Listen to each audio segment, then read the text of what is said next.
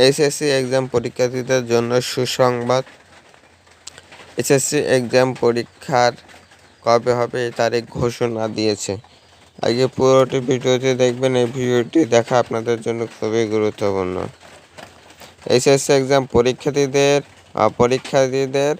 আপনাদের প্রশ্ন, এমসিকিউ পত্র, উত্তরমালা সব কিছু পড়ে যাওয়ার কারণে আপনাদের 11 তারিখে পরীক্ষাটি স্থগিত করা হয়েছে। এখনও অনির্দিষ্টকালের জন্য পরীক্ষাটি স্থগিত আছে। কি বললাম? অনির্দিষ্টকালের জন্য পরীক্ষাটি স্থগিত আছে। এই পরীক্ষাটি কবে হবে তো আমি এবার বলে দিই। আপনাদের প্রশ্ন খাতা এগুলো সব পুড়ে গেছে। প্রশ্ন তৈরি করার পরে বোর্ড উত্তরপত্র তৈরি করে নেয়।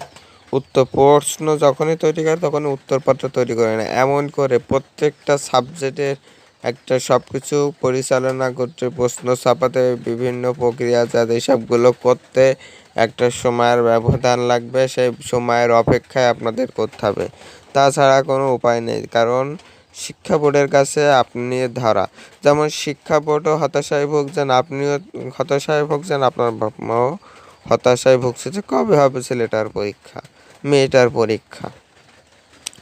তো আপনারা যেমন অসুবিধা আছেন তেমনই শিক্ষা বোর্ডও তেমনই অসুবিধা আছে। তো আপনাদের পরীক্ষা দ্রুত নেওয়ার চিন্তা ভাবনা করছে। তো দেখা যাক কী হয়, কবে পরীক্ষা দেয়। তো দেখা যাক আপনাদের প্রশ্নগুলো, উত্তরপত্র সবগুলো সংগ্রহ করার পরে, তৈরি করার পরে আপনাদের পরীক্ষার তারিখটি অনুষ্ঠিত করে দিবে। তো দেখা যাক কবে দেয়, তৈরি করার পরে কবে ঘোষণা দেয়, দেখা যাক। তো আমরা সকল প্রকার আপডেট নিউজ দিয়ে থাকি, দেখা যাক কবে শুরু হয়।